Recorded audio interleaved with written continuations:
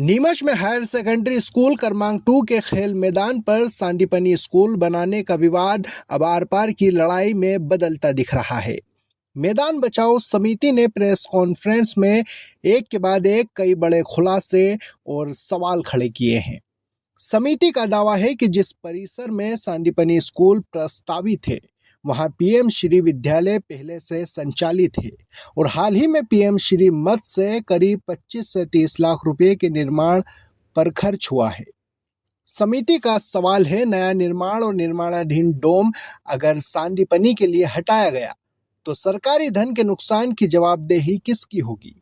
PM Shri विद्यालय को shift करने के लिए जरूरी मंजूरियां ली गई है या नहीं?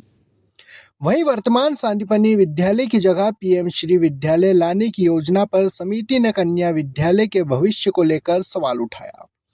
समिति का कहना है कि शहर में वैकल्पिक सरकारी जमीन उपलब्ध है, इसलिए स्कूल भी बने और खेल मैदान भी बचे।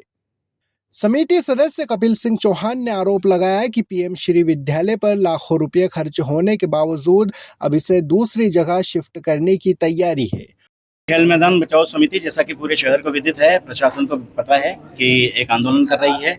इस खेल मैदान समिति में नीमच नगर के सभी वर्गों के लोग शामिल हैं, सभी खिलाड़ी शामिल हैं और वो लोग जो इस खेल मैदान को और इस खुले मैदान को बचाना चाहते हैं वे सारे शामिल हैं।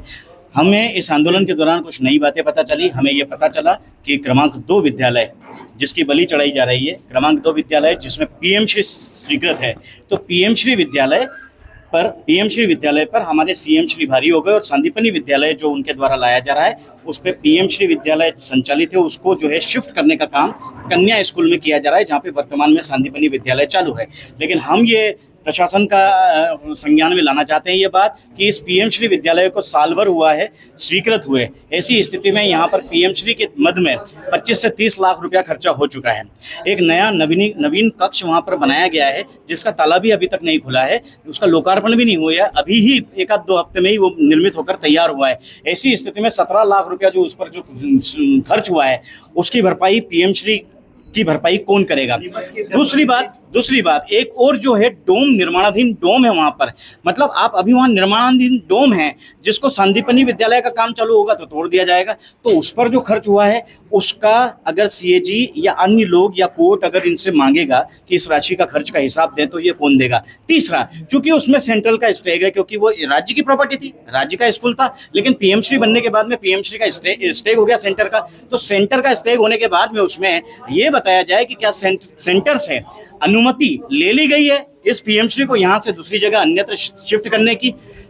एक और बात कि जहां पीएमश्री को शिफ्ट किया जाना है वहां पे कन्या विद्यालय, आप सब जानते हैं कि वहां पे कन्या विद्यालय संचालित किया जा रहा है। वो जो कन्या विद्यालय है उस कन्या विद्यालय को खत्म करने का निर्णय किससे पूछ के लिया गया? क्या लोक शिक्षण संचालनालय द्वारा उसकी अनुमति आपको दे दी गई है? क्या शहर में वो बच्चियां या वो पालक जो अपने बच्चियों को कोएड में नहीं पढ़ाना चाहते उनके लिए जो वो शहर के बीच में एक स्कूल था उसको खत्म करने का निर्णय ले लिया गया है? क्या इस पर आपत्ति आएगी तो आप जवाब देने के जिम्मेदार रहेंगे उस समय, और तब तक आप जवाब देंगे। तब तक ऐसा नहीं है कि सांदीपनी का निर्माण चालू हो चुका होगा और 2-4 करोड़ रुपया खर्च हो गया और पता चला ठेकेदार का भी पैसा फंस गया, पीएम श्री भी आप नहीं कर पा रहे हैं। इसका मतलब यह है कि हम मैदान बचाओ समिति के माध्यम से एक बड़े लूपहोल पर जो है आपका ध्यान आकर्षित करना चाहते हैं कि अगर आपने इस विवादित जमीन पर सांदीपनी चालू कर दिया, खेल मैदान बचाओ समिति को आप अलग हटा दें, मैदान को भी अलग हटा दें, लेकिन ये विवादित इसलिए है क्योंकि प्रॉपर अनुमतियां नहीं ली गई है। हमें पता चला है कि सांसद जी को तो ये बहुत पता ही नहीं था कि पीएमसी संचालित है उसको खत्म किया जा रहा है। तो ऐसी स्थिति में जो धूल में लट्ठ देने वाले बयान इनके द्वारा दिए जा रहे हैं उसके बजाय प्रॉपर तरीके से बैठ के और फिर जो है ये निर्णय लिया जाए कि सांदीपनी के लिए उचित स्थल कहाँ होगा, वरना सांदीपनी निर्माण जो है, विद्यालय का निर्माण जो है वो खटाई में पड़ सकता है।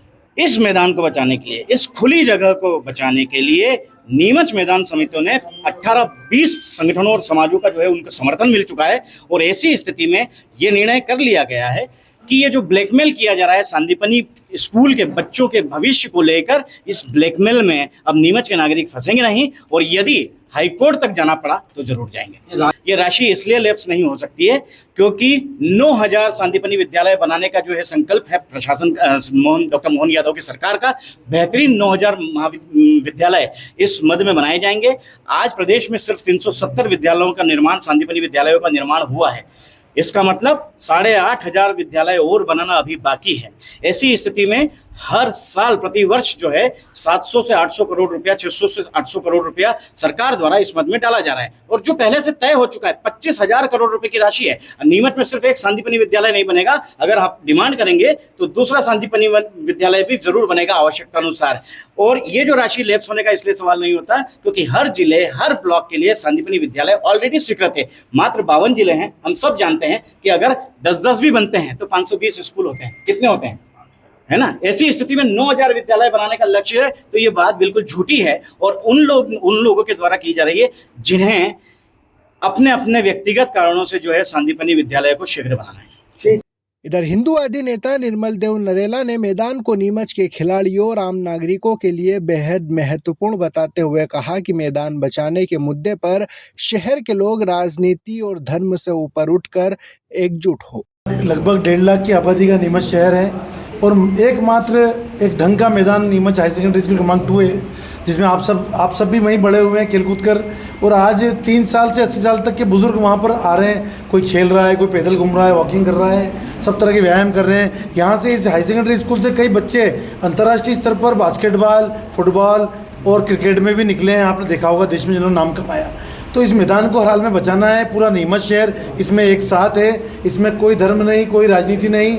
पूरा नीमच शहर इस काम के लिए एकजुट है। हर धर्म के लोग, हर राजनीति के लोग यहाँ पर हमारे साथ हैं, जो चाहते हैं कि ये मैदान बचे।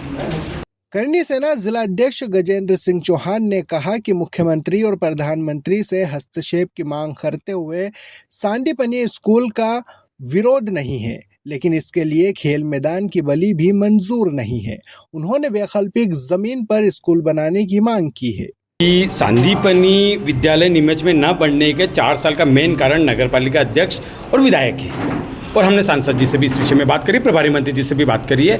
मैं मीडिया के माध्यम से माननीय मोहन जी यादव को और पीएमसी अगर वहाँ पे है तो प्रधानमंत्री नरेंद्र जी मोदी को मीडिया के माध्यम से रिक्वेस्ट करना चाहता हूँ कि ये जो जनप्रतिनिधि अपने निजी स्वार्थ के लिए अगर यहाँ पे सांदीपनी बनाना के लिए अड़े हुए हैं, तो नीमच की जनता यहाँ पर इस ग्राउंड में सांदीपनी न बनने के लिए किसी भी हद तक जा सकती है। और मेरी मुख्यमंत्री जी से, कलेक्टर साहब से और मुख्य सचिव जी से एक ही निवेदन है कि जल्दी से जल्दी यहाँ पर सांदीपनी ना बने इस खेल मैदान पर, और नीमच के अंदर ही बहुत सारी ज़मीनें हैं, उसका संज्ञान लेकर वहाँ पर सांदीपनी विद्यालय बने। हमारी यही मांग है। और नीमच में एक सांदीपनी ना बने, मैं तो कह रहा हूँ नीमच में 4 से 5 सांदीपनी स्कूल बने, क्योंकि यहाँ के नीमच जनता के या बच्चे खेलकूद में, मैं आपको बता दूं कि इंटरनेशनल लेवल तक एयरफोर्स से लेके क्रिकेट, फुटबॉल, वॉलीबॉल सब में जा रहे हैं। और तो पढ़ाई में भी बहुत डॉक्टर्स, आज यही वो नीमच है जहां पर हमारे समाज से